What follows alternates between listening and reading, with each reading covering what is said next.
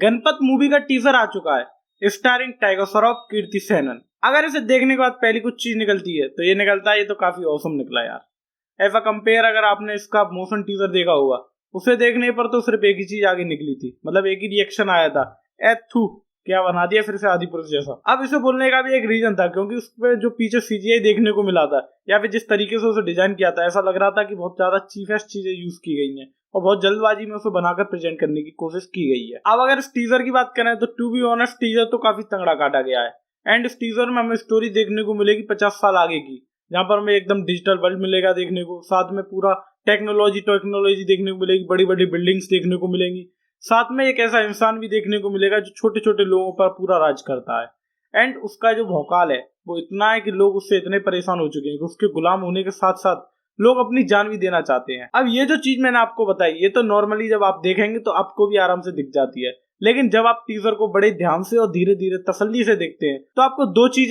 दो नहीं 3 चीजें आपको समझ में आती हैं जो बड़ा इंपॉर्टेंट रोल प्ले करेंगी। अगर पहले की बात करें तो अमिताभ बच्चन जी, जिनका कैमियो यहाँ पर हमें देखने को मिलेगा, उनकी दमदार वॉइस यहाँ पर देखने को मिलती है। उनकी वॉइस का एक डायलॉग भी है इस पूरे टीजर में जो आपका दिल एकदम चीर देता है, इतनी अच्छी वॉइस लगती है उनकी। अगर अमिताभ बच्चन के कैरेक्टर की बात करें तो ऐसा कैरेक्टर प्ले करने वाले जिसमें वो अपने गणपत यानी टाइगर श्रॉफ को वो अपना मेन रोल दिखाएंगे, मेन रोल बताएंगे कि आपको एक्चुअल में करना क्या है, इस दुनिया को कैसे जीतना है, बुराई पर अच्छाई की कैसे जीत पानी है और हमें इसके लिए क्या क्या कुछ करना होगा। ये सब कुछ टीजर देखने के बाद आपको मालूम पड़ जाएगा जब आप तसल्ली से इस चीज को देखेंगे तो। अब अगर दूसरे पॉइंट की बात करें तो टाइगर श्रॉफ जो यहाँ पर गणपत के रोल में हमें देखने को मिलेंगे, उनके जो सीन्स यहाँ पे देखने को मिले हैं वो पर सेकंड के हिसाब से बार बार चेंज हो रहे थे, उनकी लोकेशन, उनकी पोजीशन। अब एक सीन ऐसा था जिसमें वो फाइट करते हुए नजर आते हैं एक लोकल एरिया पर जहाँ पर आसपास लोग हैं और वो फाइट कर रहे हैं, लेकिन तुरंत ही एक नया सीन आता है जिसमें वो एक अच्छी खासी रिंग में फाइट करते हैं जो इंटरनेशनल या फिर कोई ऐसा लगता है कि बहुत बड़ी जगह है जहाँ पर वो फाइट की जा रही है।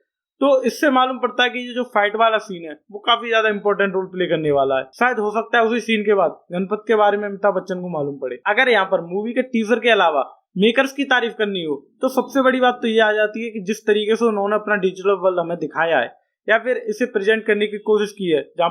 पर हमें जानवर भी रोबोटिक देखने को मिलेंगे, साथ में बड़े बड़े स्पेस क्राफ्ट भी देखने को मिलेंगे, बड़ी बड़ी बिल्डिंग्स भी देखने को मिलेंगी। उन्होंने अपनी स्टोरी का काफी ध्यान रखा है, स्टोरी को रिवील नहीं होने दिया है, जिससे थोड़ी सी हाइप कम हो जाती है अगर स्टोरी आपको थोड़ी बहुत भी प्रेडिक्ट हो जाए तो इसके लिए सबसे पहले तारीफ करनी चाहिए। उसके साथ साथ ऐसे टॉपिक पे बनाने के लिए भी तारीफ करनी चाहिए जो हमें 20 या 25-30 साल आगे की दुनिया दिखाने की कोशिश करें। ऐसी बहुत कम मूवी बनी है बॉलीवुड में, तो इसके लिए भी हमें मेकर्स की तारीफ करनी चाहिए। अगर आप यहाँ पर तीसरे पॉइंट की बात करें तो जहाँ पे जो कीर्ति सेनन है उनका जो रोल है वो ऐसा लगता है जैसे एज अ सोल्जर हमें शायद वो देखने को मिलेंगे कि गणपत के आने से पहले कीर्ति सेनन वहां पर लड़ती है,